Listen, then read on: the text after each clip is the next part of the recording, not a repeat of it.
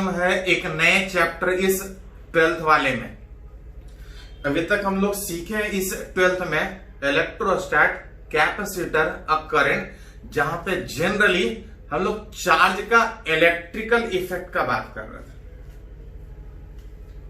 अभी तक जो हम लोग सीखे वो चार्ज के कारण आसपास इलेक्ट्रिकल इफेक्ट, जिसमें सीखे थे कि अगर चार्ज रेस्ट में होगा तो सराउंडिंग में सिर्फ एक ही इलेक्ट्रिकल इफेक्ट होगा, लेकिन अगर चार्ज मोशन में है, अगर विथ कांस्टेंट वेलोसिटी है तो इलेक्ट्रिकल इफेक्ट तो होगा ही होगा, साथ साथ पढ़े थे कि मैग्नेटिक इफेक्ट भी होगा। तो अभी तक जो भी इफेक्ट सीखे वो इलेक्ट्रिकल वाला इफेक्ट। अब हम बात करेंगे कि चार्ज के मोशन के कारण आसपास जो मैग्नेटिक इफेक्ट है, मैग्नेटिक इफेक्ट को हम लोग मैग्नेटिक फील्ड से रिप्रेजेंट करते हैं। जैसे चार्ज के आसपास इलेक्ट्रिक इफेक्ट को इलेक्ट्रिक फील्ड से रिप्रेजेंट करते हैं, उसी तरह से चार्ज के आसपास, चार्ज के मोशन के कारण आसपास जो मैग्नेटिक इफेक्ट होगा उसको हम लोग मैग्नेटिक फील्ड से रिप्रेजेंट करते हैं। तो वही थोड़ा सा रिलेट करना चाहेंगे, पढ़ना है हम लोग को मैग्नेटिक इफेक्ट उस चार्ज के मोशन के कारण। जितना अलग अलग बुक उठाइएगा मैग्नेटिक वाले चैप्टर में, किसी में मैग्नेटिज्म पहले दिया है, किसी में मैग्नेटिक इफेक्ट ऑफ करंट पहले दिया है, किसी में मैग्नेटिक फील्ड, दैट इज उसमें फोर्स का बात किया। हम लोग पहले फील्ड का बात करेंगे, तब उस फील्ड में अगर कुछ दूसरा आ रहा है तब फोर्स का बात होगा। पहले मैग्नेटिक फील्ड। बेसिकली अगर एक नया चैप्टर बात कीजिएगा तो जो पढ़ना है मैग्नेटिक इफेक्ट किसके कारण, चार्ज के मोशन के कारण, जिसमें सीखे हैं कि चार्ज के मोशन को हम लोग चार्ज से रिप्रेजेंट करने के बजाय चार्ज के मोशन को हम लोग करंट से रिप्रेजेंट करते हैं। चार्ज मोशन में है, दैट इज मैग्नेटिक इफेक्ट होगा।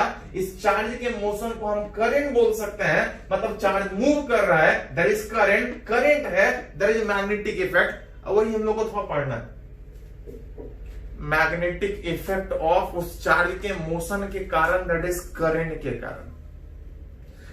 थ्योरेटिकली 10th में एक बार आप पढ़े थे, थोड़ा सा न्यूमेरिकली यहां पे पढ़ना है, जहां पे सबसे पहले हम लोग स्टार्ट करेंगे magnetic effect due to moving charge.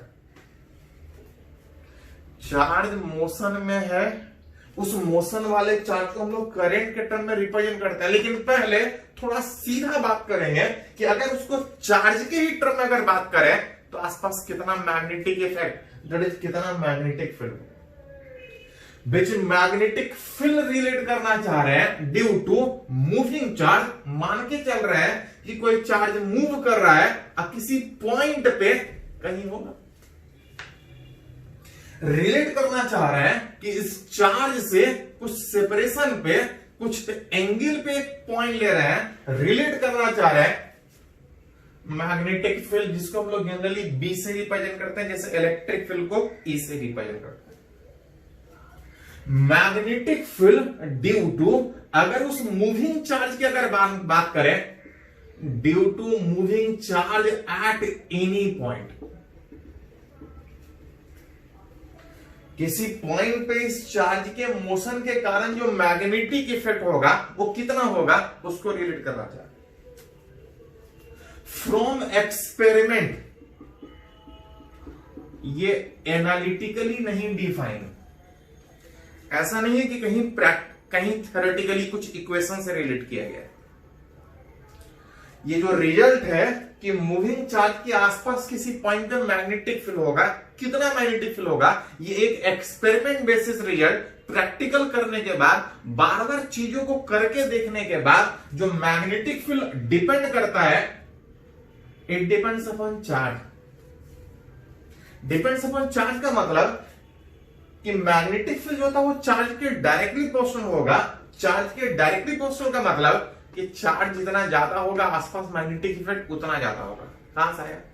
Experiment, बार बार चीजें को करके, चार्ज कम रख के देखा गया तो मैग्नेटिक इफेक्ट, चार्ज ज्यादा रख के देखा गया तो मैग्नेटिक इफेक्ट। तो जो मैग्नेटिक इफेक्ट होता है वो चार्ज के डायरेक्टली प्रोपोर्शनल।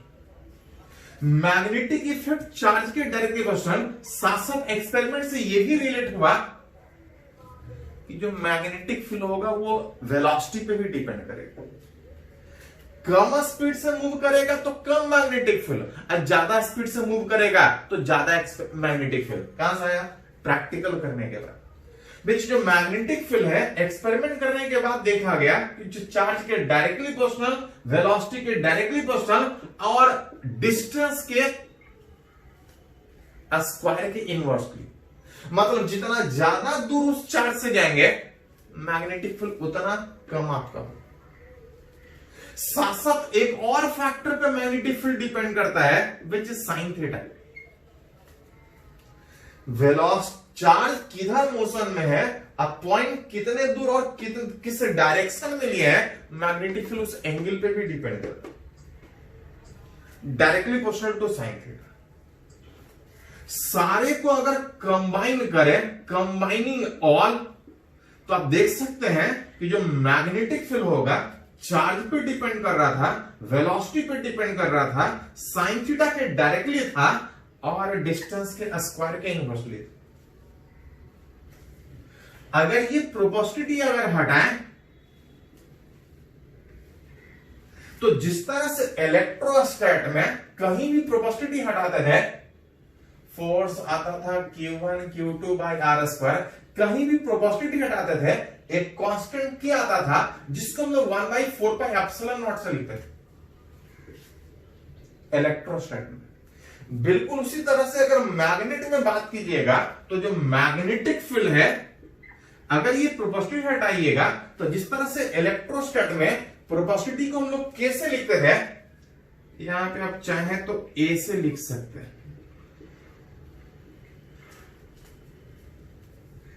और इस ए को अगर आप चाहें तो जैसे के को 1/4 पाई एप्सिलॉन नॉट था, यहां पे म्यू नॉट बाई 4 पाई इस कांस्टेंट का वैल्यू क्यू भी sine theta divide by are.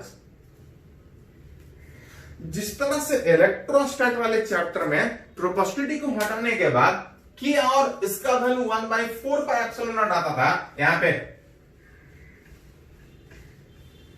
Proportionality हटाइएगा तो एक कांस्टेंट जिसको जनरली आप ए या सीधा म्यू नॉट बाई 4 पाई से लिख सकते हैं, वेयर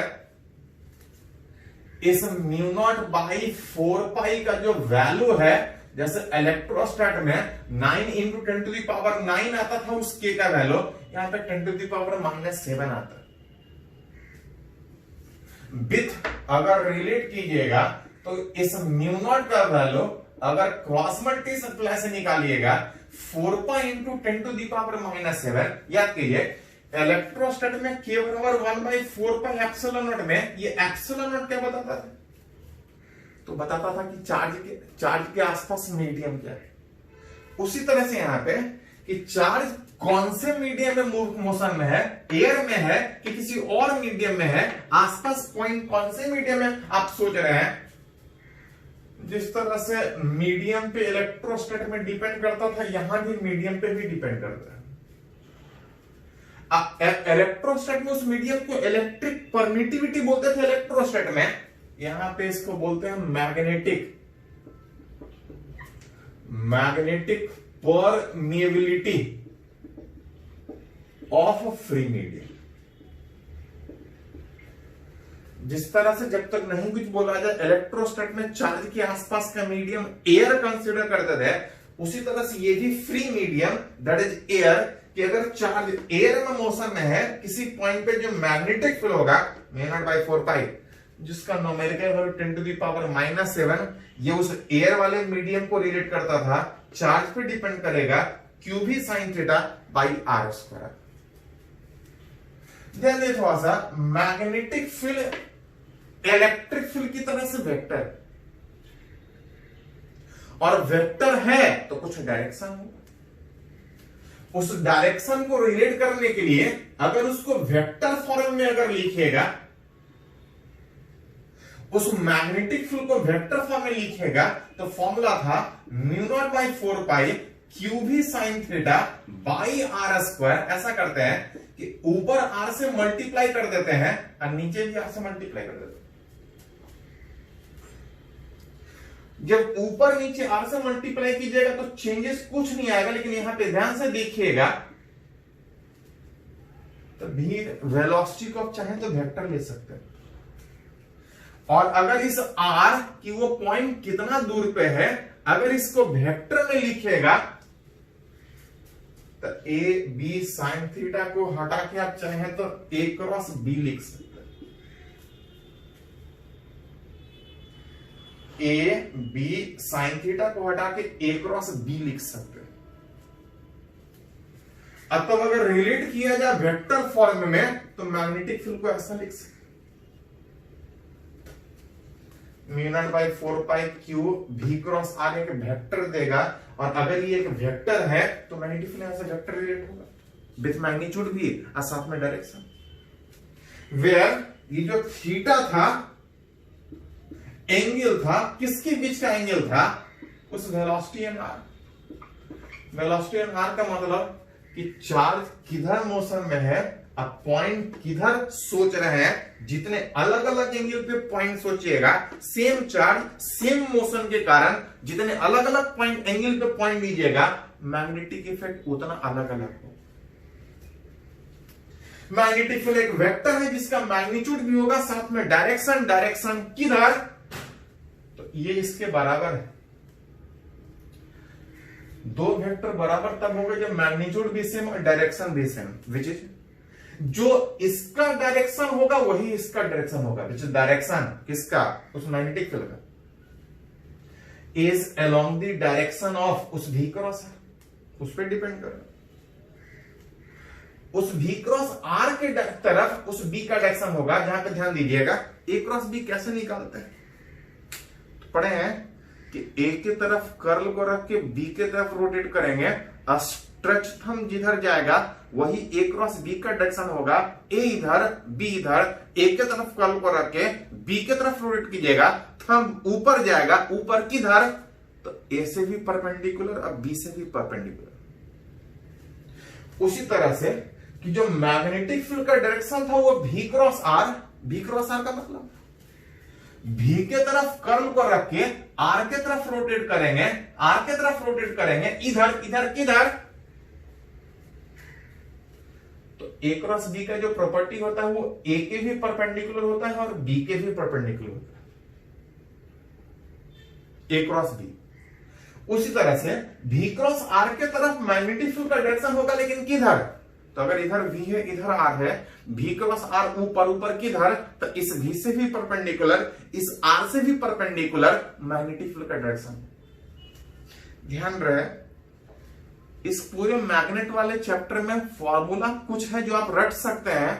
सबसे ज्यादा जरूरत, सबसे ज्यादा जो झंझट आपको क्रिएट करेगा वो डायरेक्शन क्रिएट करेगा। तो शुरू से ही डायरेक्शन आपको सोचने आना चाहिए, विच a क्रॉस b, इधर इधर किधर, तो a के भी परपेंडिकुलर b के भी परपेंडिकुलर। मैग्नेटिक फील्ड का डायरेक्शन v क्रॉस r बता रहा था किधर, तो v के तरफ कर्व को रख के r के तरफ रोटेट करेंगे किधर, तो उस v से भी परपेंडिकुलर r से भी perpendicular, which is perpendicular to both v है ना। जैसे यहां पे बात कर रहे हैं v के तरफ कर्व को रख के r के तरफ रोटेट कीजिएगा, हम अंदर अंदर किधर, तो इस v और r जो इस प्लेन में है दोनों के अंदर, विच पेपर के अंदर याद कीजिए 10th से पढ़ते आ रहे हैं, 10th में पढ़े थे कि वेक्टर अगर कहीं पेपर पे दिखाना है तो लाइन से खींच के दिखाते हैं, अगर पेपर के बाहर दिखाना है तो सीधा दिखाना मुश्किल होता है, पेपर के बाहर डॉट करके दिखाते हैं। अब पेपर के अंदर अगर परपेंडिकुलर दिखाना है तो क्रॉस से दिखाते हैं। ये डॉट और क्रॉस थोड़ा बहुत पढ़े थे आप 10th में, आगे यूज करेंगे तो अपने आप क्लियर पास और। तो ये हम लोग बात किए मैग्नेटिक फील्ड किसके कारण, किसी मूविंग चार्ज के कारण। सिंपल एक फॉर्मूला है, आसानी से रिलेट कर सकते हैं। हाँ थोड़ा सा सोचना पड़ेगा डायरेक्शन। चलिए इसको पहले थोड़ा नोट कीजिए तो आगे हम लोग बढ़ते हैं। इसको नोट कीजिए।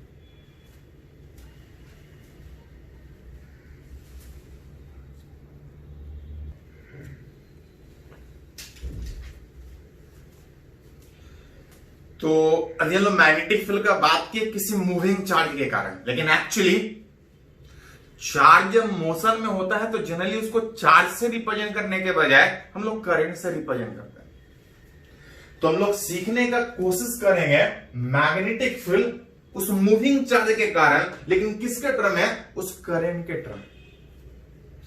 मान के चल रहे हैं किसी वायर में कोई करंट पास कर रहा हो, किसी वायर में कोई करंट पास कर रहा है और आसपास वाले पॉइंट पे कहीं होगा कोई पॉइंट, इधर हो सकता है, इधर हो सकता है, इधर कहीं होगा। आसपास वाले किसी पॉइंट पे रिलेट करना चाह रहा है कि मैग्नेटिक फील्ड उस जगह पे कितना होगा। अगेन इस करंट वाले वायर के कारण जब मैग्नेटिक फील्ड निकालने का बात कीजिएगा तो जो रिजल्ट है वो एक्सपेरिमेंट से डिराइव किया हुआ, बार बार चीजों को प्रैक्टिकल करके, विच इज गिवन बाय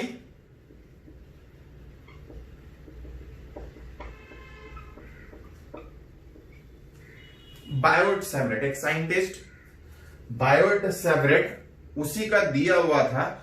उसी के नाम पे जो लॉ, जो फॉर्मूला हम लोग डेराइव करेंगे उसको हम लोग बायोट सेवरेट लॉ बोलते हैं कि किसी वायर के आसपास अगर किसी पॉइंट पे मैग्नेटिक फील्ड निकालना है, which is given by Biot Savart, एक एक्सपेरिमेंट पे बेस्ड रिजल्ट, कि अगर उस पूरे वायर के बजाय अगर उस वायर का अगर छोटा सा एक सेगमेंट सोचिएगा, एक छोटा सा टुकड़ा, एक छोटा सा टुकड़ा, एक छोटा सा लेंथ, जिसको हम लोग फिजिक्स में बोलते हैं करंट एलिमेंट, उस वायर का एक छोटा सा सेगमेंट, छोटा सा लेंथ, जिसको वेक्टर की तरह से हम लोग यूज करते हैं। अगर वेक्टर की तरह से यूज करें तो कुछ डायरेक्शन होगा, और जो डायरेक्शन होता है वो करंट का डायरेक्शन। याद कीजिए थोड़ा सा, करंट में डायरेक्शन था लेकिन वो वेक्टर नहीं था, स्केलर था। तो उस करंट के डायरेक्शन को साथ में यूज करने के लिए हम लोग आई को अलग यूज करने के बजाय, लेंथ को अलग यूज करने के बजाय जनरली दोनों को साथ यूज करते हैं कि एक छोटा सा वायर का सेगमेंट जिसका कुछ लेंथ होगा, साथ में डायरेक्शन किधर? उस करंट का direction. According to Biot Savart, from experiment वो डिराइव किया था कि आसपास वाले किसी पॉइंट पे इस करंट एलिमेंट के कारण उस छोटा सा सेगमेंट का बात कीजिएगा तो आसपास छोटा सा फील्ड होगा, ज्यादा वायर सोचिएगा तो ज्यादा फील्ड होगा। उस छोटे से करंट एलिमेंट के आसपास जो मैग्नेटिक फील्ड होगा, according to Biot Savart, it is directly proportional to I dl. Directly proportional to I dl मतलब जितना ज्यादा वायर में करंट पास करेगा आसपास उतना ज्यादा फील्ड होगा, और जितना बड़ा वायर सोचिएगा मैग्नेटिक फील्ड उतना ज्यादा।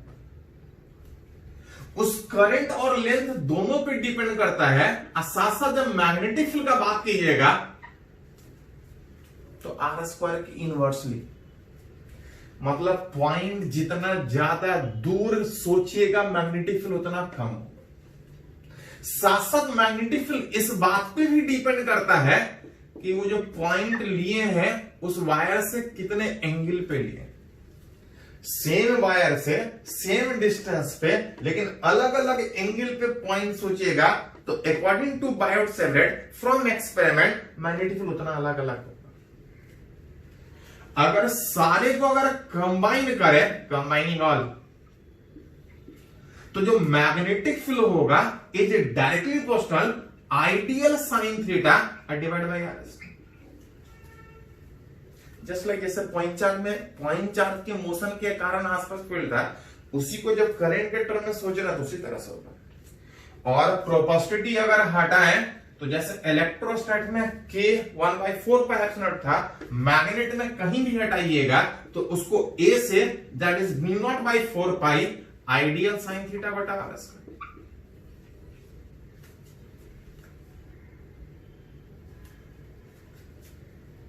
उस करंट वाले वायर के आसपास जो मैग्नेटिक फील्ड का बात कीजिएगा तो कुछ इतना, लेकिन ध्यान रहे ये एक छोटा सा सेगमेंट है। जहां पे एंगल का जो बात कर रहे थे, वेयर थीटा इज एंगल, किसके बीच? तो इस वायर और उस आर के बीच आइडियल एंड आर, जिसको अगर वेक्टर फॉर्म में लिखा जाए इन वेक्टर फॉर्म, क्योंकि पता है कि मैग्नेटिक फील्ड वेक्टर है तो मैग्नीट्यूड भी रिलेट करना पड़ेगा, साथ साथ डायरेक्शन भी रिलेट करना पड़ेगा। अगर इस रिलेशन को अगर वेक्टर फॉर्म में लिखने का बात करें तो ऐसा करते हैं, इस ऊपर वाल नीचे में अगर हम आर से अगर मल्टीप्लाई कर दें तो ऊपर नीचे आर से मल्टीप्लाई कीजिएगा तो ऊपर आर आएगा, नीचे आर क्यू आएगा। और इसी को अगर लिखना चाहें तो mu naught by 4 pi, ideal को अगर एक वेक्टर की तरह से सोचें विथ डायरेक्शन के साथ, आर अगर ए बी साइन थीटा के फॉर्म में है तो इसको हटा के लिख सकते हैं आइडियल, ये डी है, ideal cross r divide by r q. मतलब उस करंट वाले वायर के कारण एट एनी पोजीशन जो मैग्नेटिक फील्ड होगा वो मीडियम पे भी डिपेंड करेगा, लेकिन जो बात की है वो छोटे से करंट वायर के कारण फॉर लॉन्ग वायर।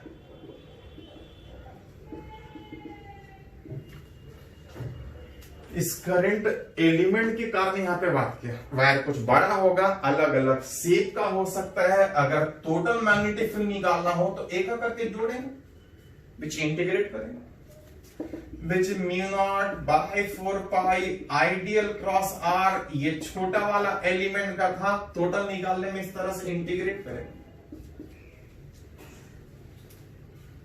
वायर अलग अलग शेप का हो सकता है, बिल्कुल सीधा हो सकता है, सर्किल हो सकता है, अलग अलग पॉइंट का बात हो सकता है, मैग्नेटिक फील्ड अलग अलग आएगा।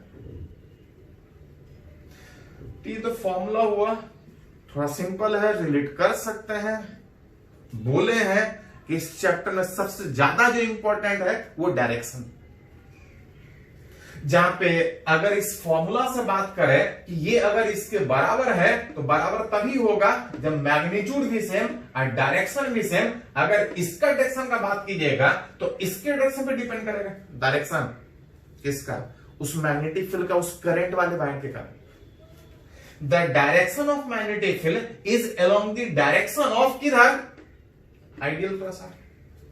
आइडियल क्रॉस आर मतलब आइडियल की तरफ कर्ल रख के, आइडियल मतलब उस वायर जिधर करंट पास कर रहा है आइडियल की तरफ कर्ल रख के आर के तरफ रोटेट कीजिएगा, स्ट्रेच थंब जिधर जाएगा वो डायरेक्शन होगा आइडियल क्रॉस आर का, अब वही उस मैग्नेटिक फील्ड का डायरेक्शन होगा। मतलब किसी वायर के कारण आसपास किसी पॉइंट पे फील्ड निकालना है तो आइडियल क्रॉस आर करके उस जगह पे निकाल सकते हैं, विच इज किधर, perpendicular to both a cross b, a cross b का प्रॉपर्टी। तो फॉर्मूला तो इस चैप्टर में थोड़ा सिंपल है, जो सबसे ज्यादा हमको जरूरत पड़ेगा डायरेक्शन। इसको थोड़ा सा नोट कर लीजिए, डायरेक्शन कैसे रिलेट करेंगे, ये तो तरीका है, कुछ और भी तरीका है डायरेक्शन रिलेट करने के लिए। आगे बढ़ने से पहले हम लोग थोड़ा डायरेक्शन का बात करेंगे, क्योंकि डायरेक्शन इस चैप्टर में बहुत इंपॉर्टेंट है। चलिए इसको थोड़ा सा नोट कर लीजिए पहले।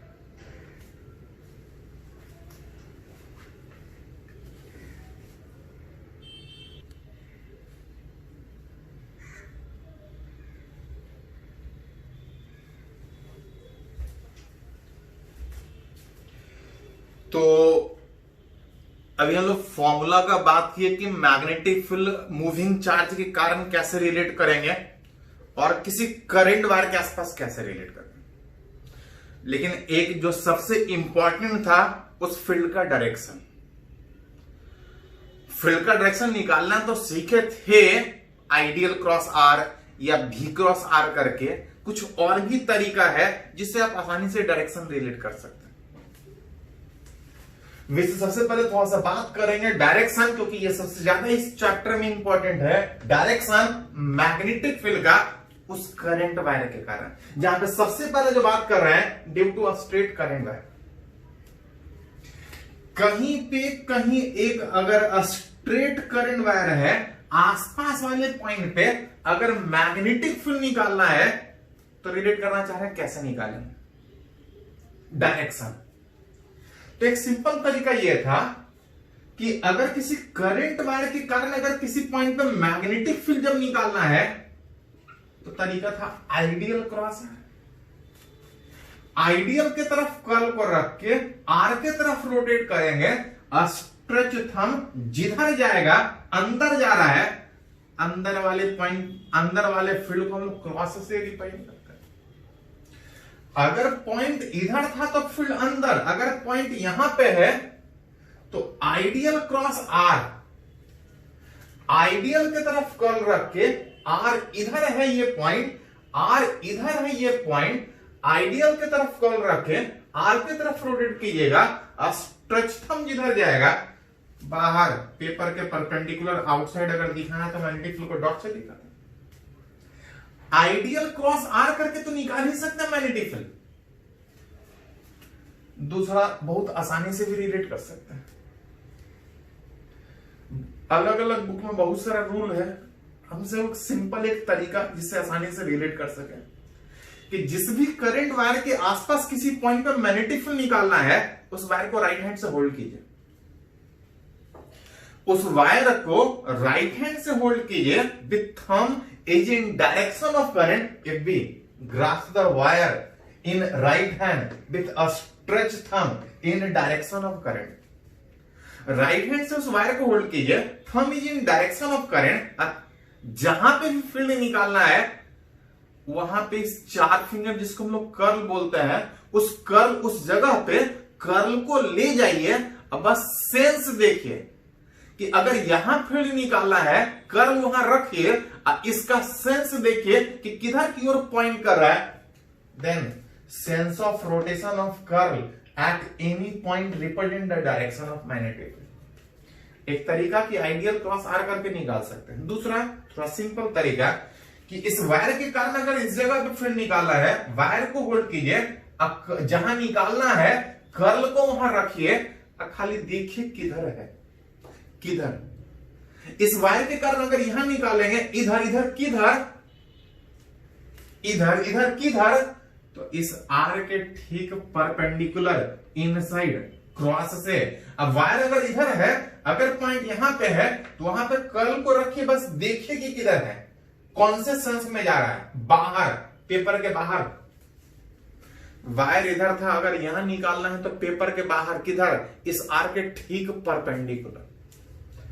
ठीक परपेंडिकुलर हम लोग डॉट से रिलेट करते हैं। जैसे अगर एक और एग्जांपल बात करें कि अगर कहीं अगर कोई वायर अगर इस तरह से अगर दिया है, अगर यहां पे पूछे तो एक तरीका आइडियल क्रॉस आर करके है। दूसरा तरीका राइट हैंड से वायर को होल्ड की, वायर इधर दिखाया जा रहा है, राइट हैंड से होल्ड करेंगे, अगर पॉइंट ऊपर है तो वहां पे कर्ल को रखेंगे और उसका सेंस देखेंगे, ये अंदर की ओर जा रहा है, अंदर किधर, तो इस आर के अंदर ठीक परपेंडिकुलर पेपर के इनसाइड, अब पेपर के इनसाइड वाले पॉइंट को क्रॉस से। अगर यहां पे पॉइंट रहेगा तो वायर ऐसा था, पॉइंट ऊपर है तो अंदर, अगर पॉइंट नीचे है तो ये बाहर की ओर पॉइंट करेगा। इस बाहर वाले पॉइंट को हम लोग डॉट से रिप्रेजेंट करते हैं। चलिए एक और एग्जांपल बात करते हैं, इससे थोड़ा और क्लियर होगा। मान ले रहे हैं कोई वायर,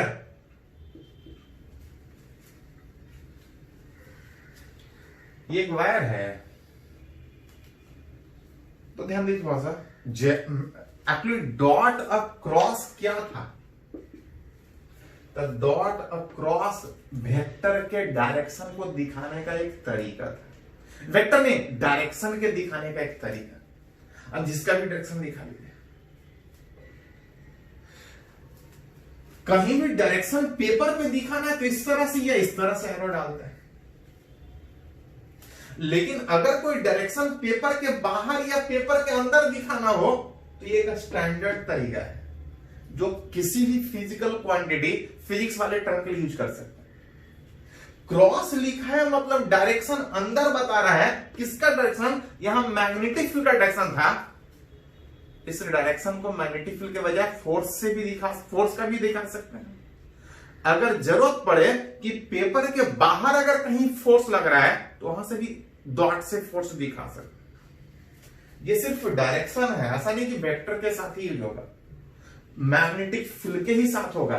किसी का भी डायरेक्शन यूज करने के लिए आप दिखा सकते। अगर ये एक करंट वायर लिखा है, इसका मतलब ये है कि ये डॉट है प्लेन के बाहर, इस तरह से एक वायर, ऐसा वायर जिसमें करंट बाहर। अगर क्रॉस लिखा होता तो प्लेन के परपेंडिकुलर, लेकिन करंट बाहर के बजाय अंदर की ओर। इस तरह से एक बाहर की ओर करंट वायर है, तब रिलेट करना चाह रहे हैं इस जगह पे फील्ड का डायरेक्शन किधर होगा। एक तरीका आइडियल क्रॉस आर, और दूसरा तरीका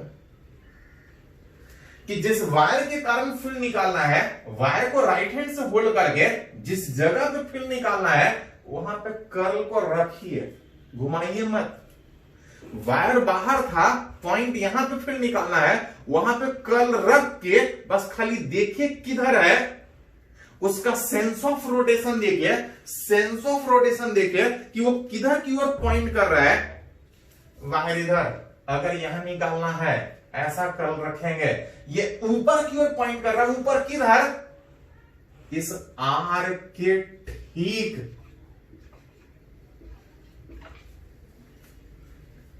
मतलब इस करंट वायर के कारण अगर यहां पे कोई बोले तो मैग्नेटिक फील्ड ऊपर होगा, अगर कोई यहां पे बोले तो, अगर पॉइंट यहां पे है इस वायर के कारण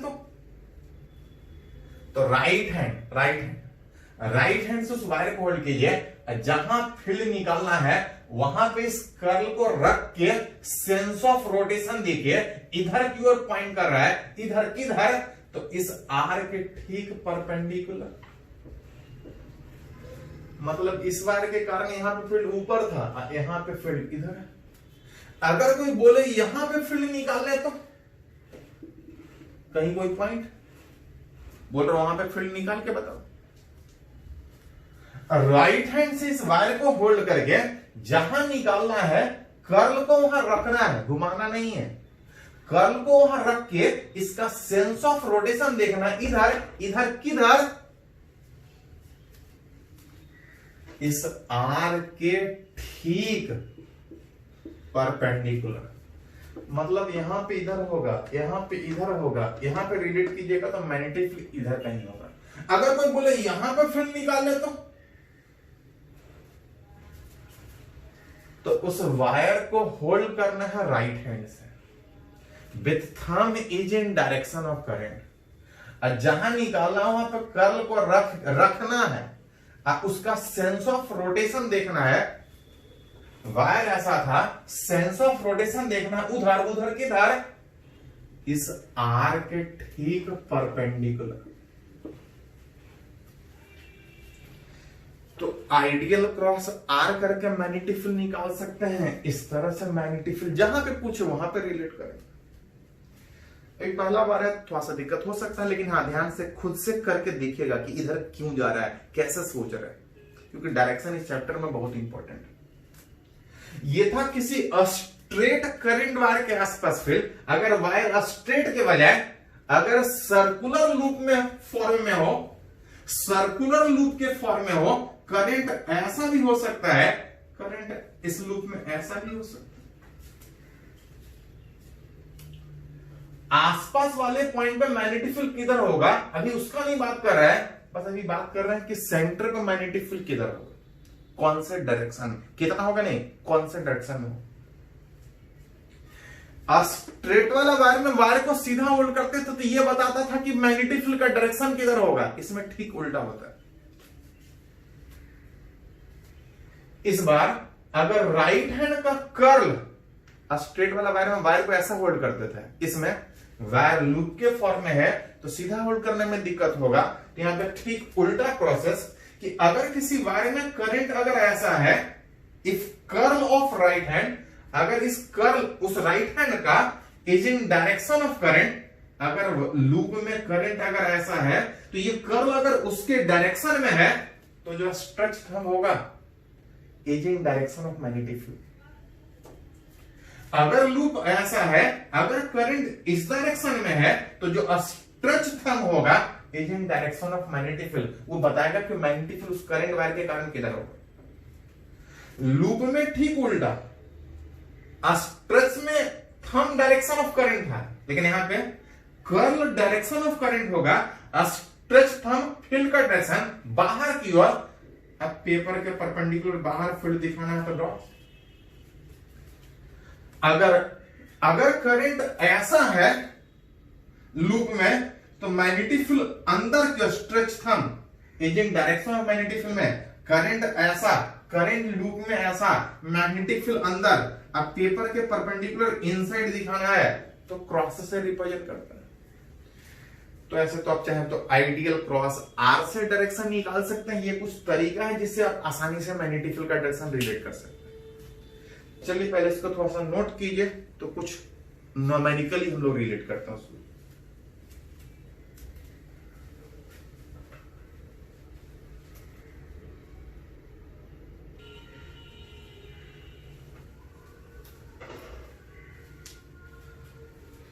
तो थोड़ा सा जनरल फॉर्मूला पढ़े थे कि छोटा सा करंट वायर का फील्ड पता है, अगर टोटल मैग्नेटिक फील्ड किसी वायर का निकालना है तो इंटीग्रेट करने का बात।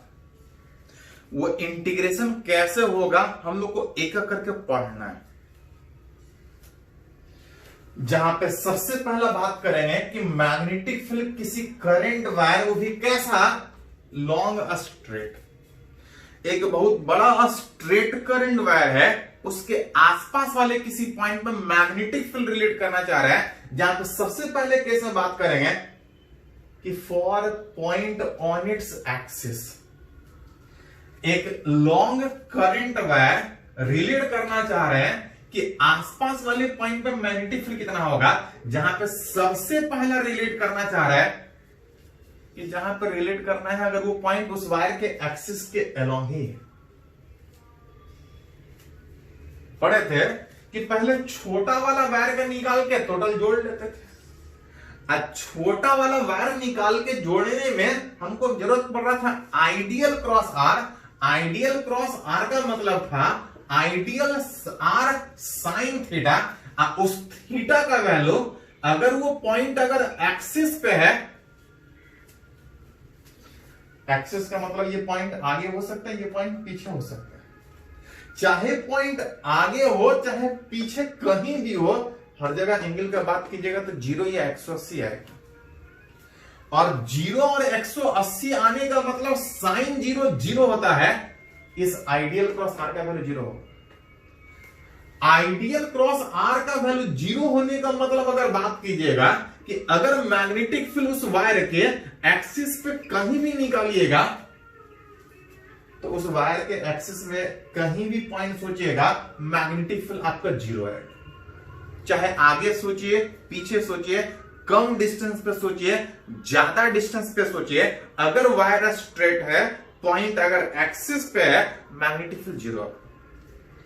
तो ये हम लोग बात की कि अगर वो पॉइंट अगर उस वायर के एक्सिस पे कहीं भी है तो मैग्नेटिक फील्ड 0 है। उसी में बात करें कि अगर वायर के पॉइंट अगर एक्सिस पे होने के बजाय अगर सामने कहीं पे है, किसी current wire, long current wire सामने वाले किसी पॉइंट, यहां कहीं भी हो सकता है, सामने वाले किसी पॉइंट पे कुछ डिस्टेंस पे होगा। अलग अलग जगह से सोचिएगा तो डिस्टेंस अलग अलग होगा।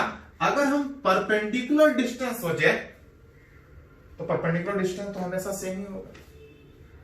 किसी करंट वायर से डी परपेंडिकुलर डिस्टेंस पे पॉइंट यहां कहीं भी परपेंडिकुलर डी डिस्टेंस पे रिलेट करना चाह रहे हैं कि मैग्नेटिक फील्ड कितना, जिसमें ये मान के चल रहे हैं कि वायर ऊपर कुछ दूर तक होगा, उस डिस्टेंस को हम लोग एंगल से रिलेट कर रहे हैं। कि मान लेते हैं कि वायर ऊपर अल्फा एंगल तक है और वायर नीचे भी कुछ एंगल तक होगा। इस नीचे वाले एंगल को अगर हम बीटा से रिलेट कर ले, कुछ होगा, कुछ ऊपर कुछ नीचे, और सामने कहीं कोई पॉइंट है जहां पर मैग्नेटिक फील्ड निकालना है।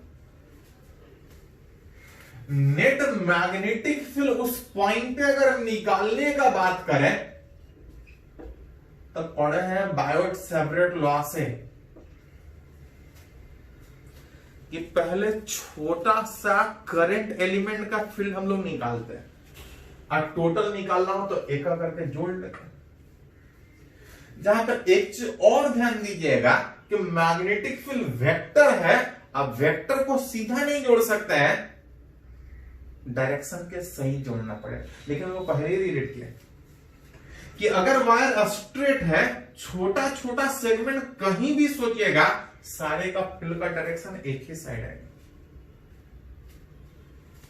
छोटा छोटा सेगमेंट कहीं भी सोचिएगा, सामने वाले पॉइंट पे आइडियल क्रॉस आर करके सोचिए या इस तरह से सोचिए, सारे पॉइंट पर मैग्नेटिक फील्ड सेम डायरेक्शन में आएगा।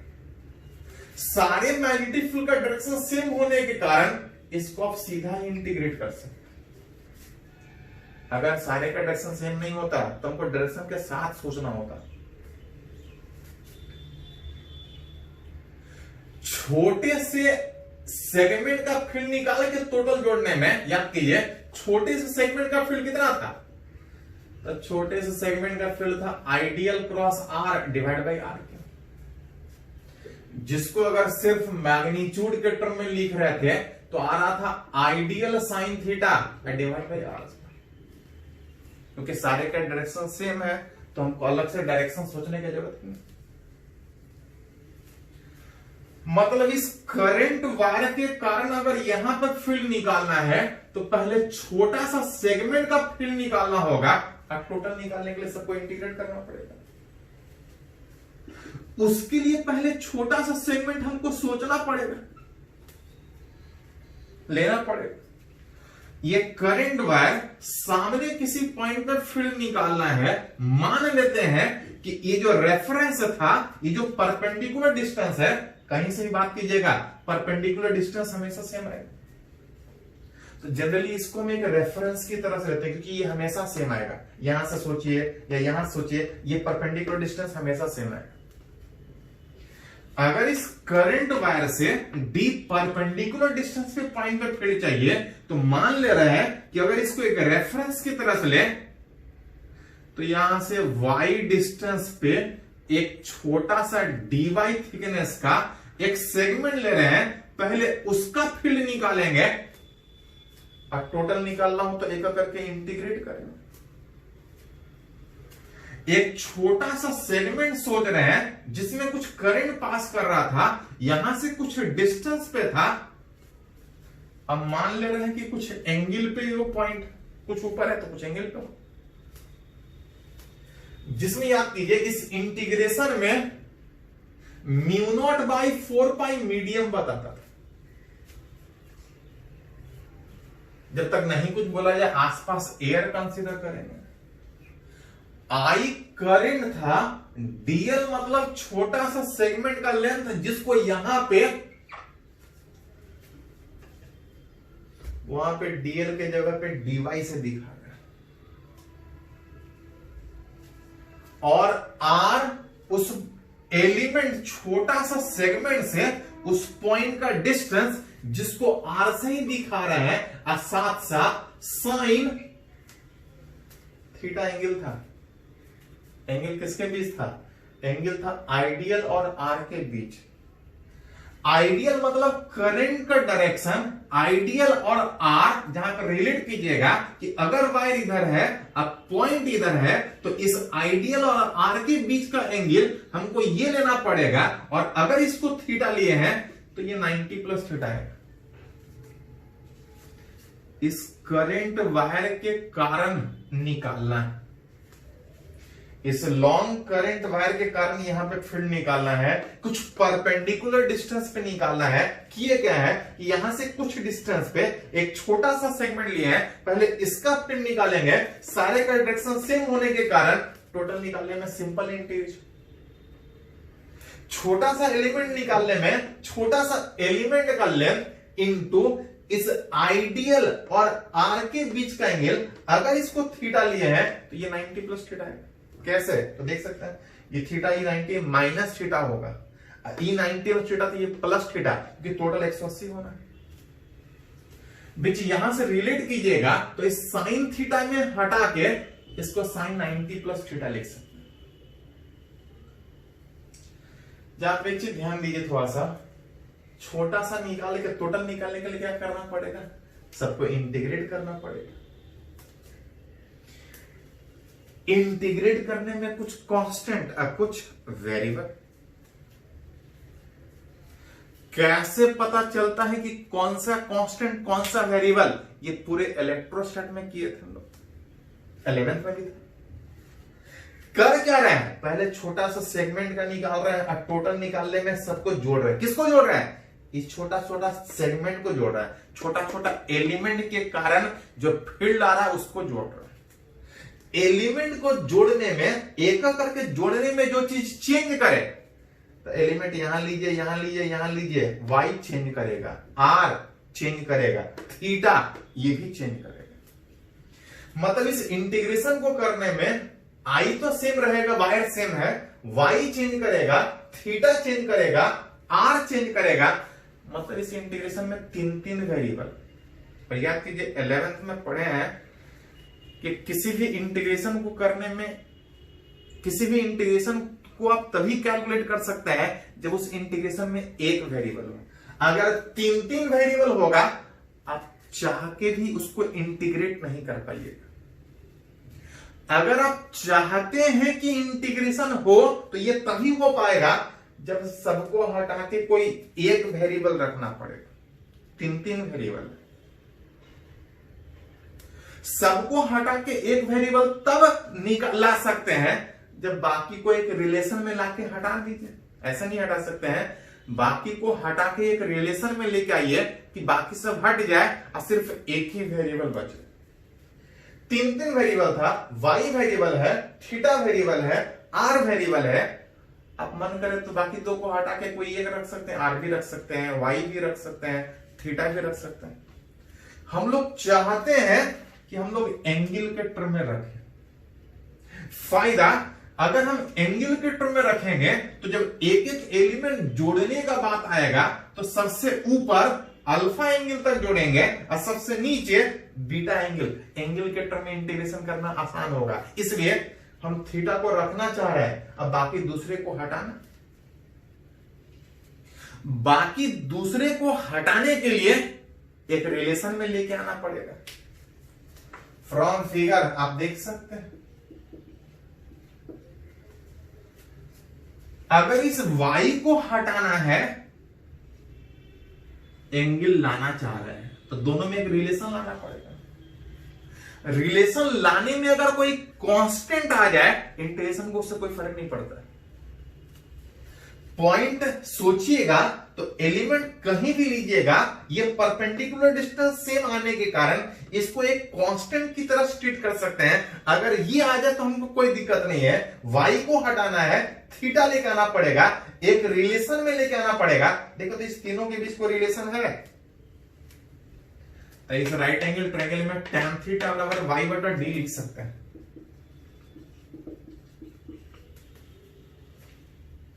y हटाना है, एंगल लाना है, एक रिलेशन में लाना पड़ेगा, कांस्टेंट आ जाए तो कोई दिक्कत नहीं। क्रॉस मल्टीप्लाई कीजिएगा तो y बराबर d tan थीटा। लेकिन यहां पे y नहीं हटाना है, dy हटाना है। dy लाने के लिए इसको डिफरेंशिएट करना पड़ेगा।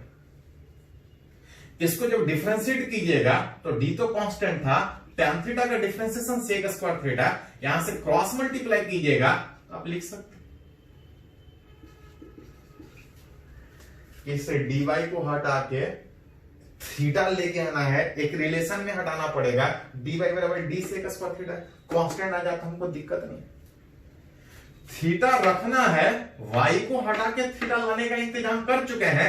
अभी एक और वेरिएबल है, r को भी हटाना पड़ेगा। अगेन इस राइट एंगल ट्रायंगल में r को हटाना है, एंगल आ जाए तो दिक्कत नहीं है, कांस्टेंट आ जाए तो कोई दिक्कत नहीं है। इस तीनों में रिलेशन अगर बात कीजिएगा तो cos थीटा,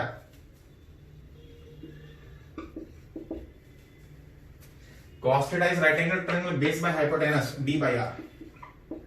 जहां से क्रॉस मल्टीप्लाई कीजिएगा तो r बराबर d by cos theta, r बराबर d बाई cos थीटा का मतलब d sec थीटा।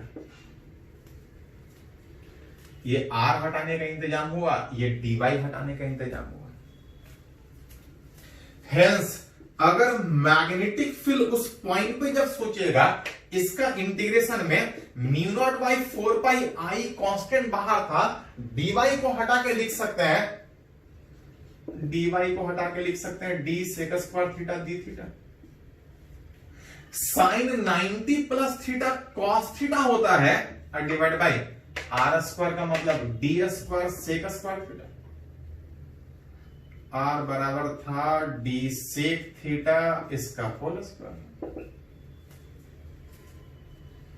जहां से म्यू नॉट आई बटा 4 पाई तो बाहर था, यहां पे ध्यान देता था, sec square theta cancel out हो जाएगा, डी बाई डी स्क्वायर में डी बच जाएगा जो कि कांस्टेंट था, सेक स्क्वायर थीटा कट गया, एक डी बाहर हो गया कांस्टेंट था, एक कॉस थीटा और डी थीटा इंटीग्रेशन में बच गए। वही तो हमको चाहिए कि इस इंटीग्रेशन को हम नहीं कर पा रहे थे क्योंकि उस इंटीग्रेशन में 3 वेरिएबल था, उसको हटा के जब ऐसा अरेंज किए तो एक ही वेरिएबल बचा थीटा, अब कर सकते हैं। बिना लिमिट का इंटीग्रेशन कीजिएगा तो फालतू में कांस्टेंट आएगा, इंटीग्रेशन कांस्टेंट, उससे बचने के लिए हमको लिमिट के साथ एक करके जब एलिमेंट जोड़ेंगे तो मैक्सिमम ऊपर कितने एंगल तक थीटा का वैल्यू कितना होगा, तो ऊपर अल्फा और नीचे एक करके ऊपर जोड़ेंगे, अगर ऊपर वाले एंगल को पॉजिटिव ले रहे हैं तो नीचे वाले एंगल को निगेटिव लेना पड़ेगा, क्योंकि इसको एक रेफरेंस ले रहे थे, एंगल यहां से मेजरमेंट हो रहा था, एक करके ऊपर जा रहा था, अगर एंगल प्लस में था, एलिमेंट नीचे भी है, अगर उसको नीचे जाइएगा तो एंगल उल्टा में लीजिएगा तो माइनस में लेना पड़ेगा। ओवरऑल जो मैग्नेटिक फील्ड आ रहा है mu naught by 4 pi D cos theta का इंटीग्रेशन खाली साइन थीटा होता है, कॉस थीटा का इंटीग्रेशन खाली साइन थीटा होने में सबसे पहले अपर लिमिट थीटा के जगह पे अल्फा, लोअर लिमिट जहां से magnetic field mu naught I बटा 4 pi d sine alpha, sine minus theta minus होने के कारण ये माइनस माइनस प्लस, इस लॉन्ग स्ट्रेट वायर जिसमें करंट पास कर रहा है, सामने परपेंडिकुलर डिस्टेंस वाले पॉइंट पे जब मैग्नेटिक फील्ड का बात कीजिएगा, mu naught I by 4 pi D into sine alpha plus sign beta, जिसमें डी इस वायर से डिस्टेंस नहीं, परपेंडिकुलर डिस्टेंस, पॉइंट यहां हो कहीं भी हो, अगर परपेंडिकुलर डिस्टेंस पता है, इसको एक रेफरेंस लेके अगर ऊपर वायर अल्फा एंगल तक है, नीचे अगर बीटा एंगल तक है, तो मैग्नेटिक फील्ड आसानी से निकाल सकते। डेरिवेशन +2 में जरूरत पड़ेगा, +2 में भी जनरली जरूरत नहीं पड़ता इसका डेरिवेशन, एक और तरीके से हम लोग मैग्नेटिक फील्ड निकालते हैं, जनरली उस तरीके से आपसे पूछा जाता है। बाकी जगह तो फॉर्मूला से आपका काम हो जाएगा, हाँ तरीका थोड़ा पता होना चाहिए कि हम जोड़े कैसे हैं, लेकिन बाकी जगह मैग्नेटिक फील्ड सामने वाले कहीं पॉइंट पर निकालना है, एक्सिस पे तो 0 था, सामने वाले कहीं पॉइंट पर निकालना है, तो इस तरह से आसानी से निकाल सकते हैं। अगर ये फॉर्मूला याद है तो मैग्नेटिक फील्ड आसानी से निकाल सकते हैं, ये डेरिवेशन उतना इंपॉर्टेंट नहीं, इवन +2 के लिए भी उतना इंपॉर्टेंट नहीं। फॉर्मूला ध्यान में रखिएगा, आसानी से निकल जाएगा, mu naught I by 4 pi d sine alpha plus sign beta. चलिए इसको नोट कीजिए तो थोड़ा सीखेंगे कि इस फॉर्मूला को यूज कैसे करता है, इसको नोट कर लीजिए।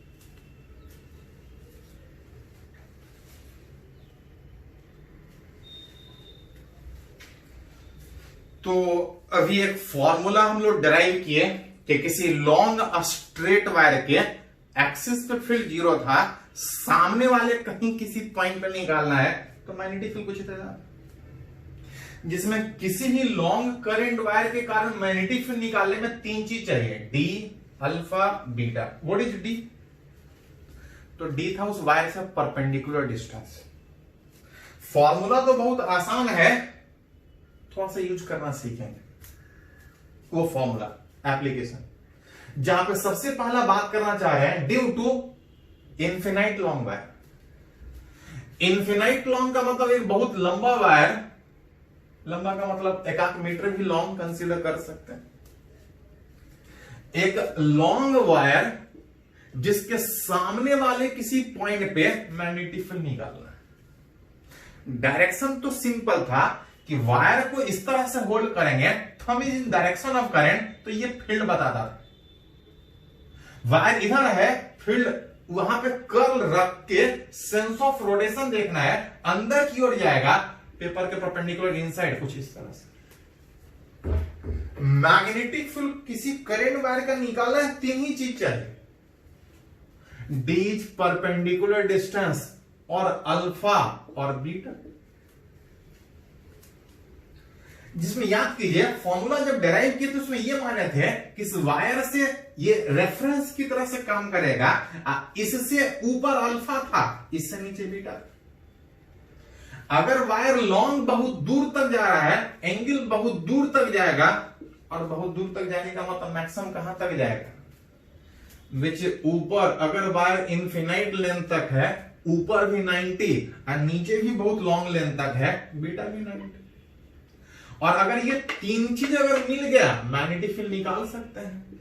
म्यू नॉट बाई 4 पाई आई बटा D sine alpha plus sign beta में साइन 90 प्लस साइन 90, साइन 91 और प्लस 1 मैग्नेटिक फील्ड उस इन्फिनाइट लॉन्ग वायर का बात कीजिएगा, म्यू नॉट बाई 4 पाई 2 आई बटा डी। फॉर्मूला ये था, आप इसी को जरूरत पड़ेगा तो अलग अलग तरीके से यूज कर सकते हैं। अगर इसी में अगर बात करें due to semi infinite,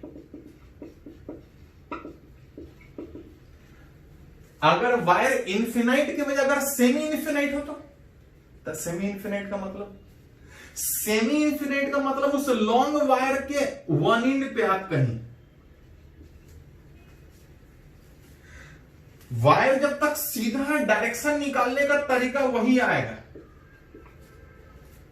semi infinite का मतलब वन एंड पे है, ऊपर बहुत दूर तक है और नीचे कुछ नहीं। मैग्नेटिक फील्ड सेमी इन्फिनाइट का निकालिएगा, म्यू नॉट बाई 4 पाई आई बटा डी, डी इज परपेंडिकुलर, कुछ देगा, पॉइंट कहां पे है, कितना दूर पे है, साइन एक 90 प्लस साइन 0, साइन 91 साइन 0 0 होने में मैग्नेटिक फील्ड जो आएगा म्यू नॉट 4 पाई आई बटा डी।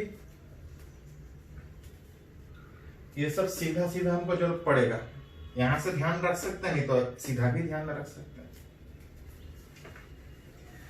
अगर इसी में एक अगर और कंडीशन में बात करें, due to finite length of wire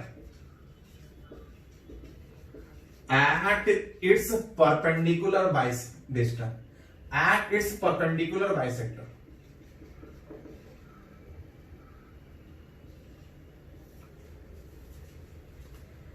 अभी हम लोग बात किए ऊपर भी इंफिनिटी नीचे भी इंफिनिटी, एक के साथ बात किए ऊपर इंफिनिटी और नीचे वायर ही नहीं है। इस बार इंफिनिटी के बजाय वायर कुछ लेंथ का, एक फिनाइट लेंथ का वायर दिया और ठीक बीचों बीच इस परपेंडिकुलर बाइसेक्टर वाले इस पॉइंट पे हमको फील्ड चाहिए।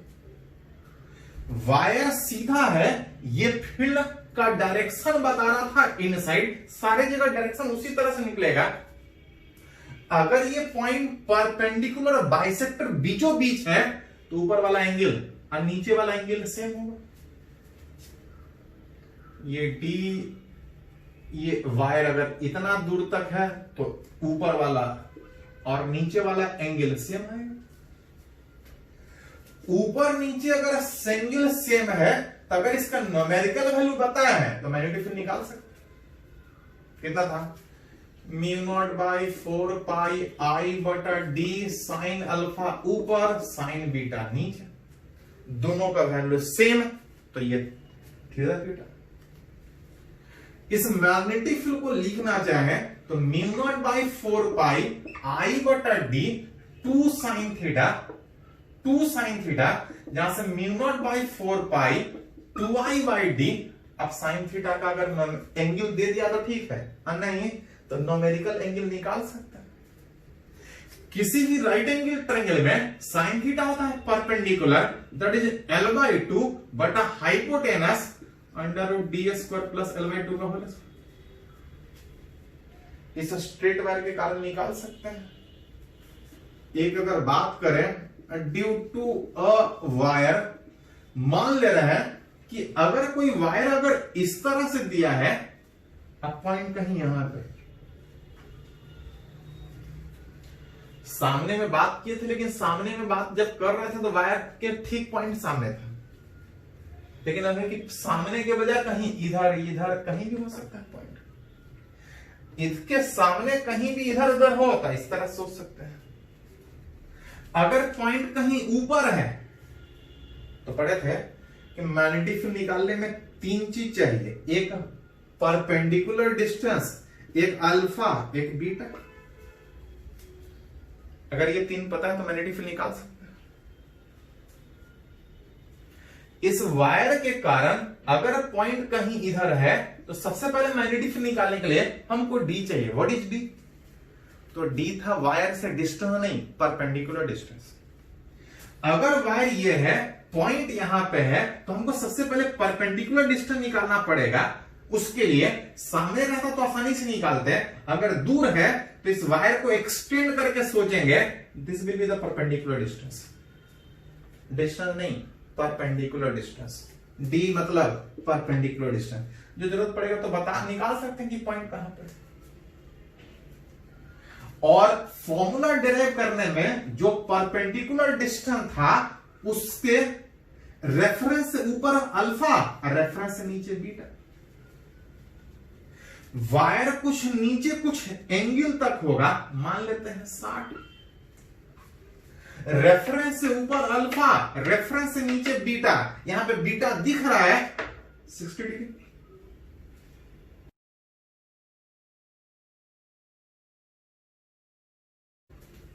रेफरेंस से ऊपर अल्फा, लेकिन यहां पर रेफरेंस ये है, वायर ऊपर होने के बजाय वायर यहां से नीचे है, कहीं नीचे होगा।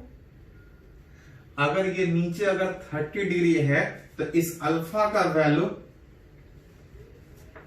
ध्यान दे थोड़ा सा, हम लोग जो फॉर्मूला डिराइव किए थे उसमें ये माने थे कि रेफरेंस से ऊपर अल्फा नीचे बीटा, लेकिन यहां पे जो पॉइंट है, रेफरेंस ये है, वायर अल्फा ऊपर होना था, वायर ऊपर अल्फा है ही नहीं, वायर अल्फा नीचे है। अल्फा ऊपर पड़े थे लेकिन अल्फा नीचे होने के कारण इस अल्फा को हमको -30 लेना पड़ेगा। इसका न्यूमेरिकल वैल्यू बैठा दीजिए, वहां पे मैग्नेटिक फील्ड निकल जाएगा। डायरेक्शन निकालने का तो तरीका हर जगह वही है कि वायर ऐसा, मैग्नेटिक फील्ड इन साइड, बीच कहीं क्रॉस इस तरह से। चलिए इसको थोड़ा सा नोट कर लीजिए।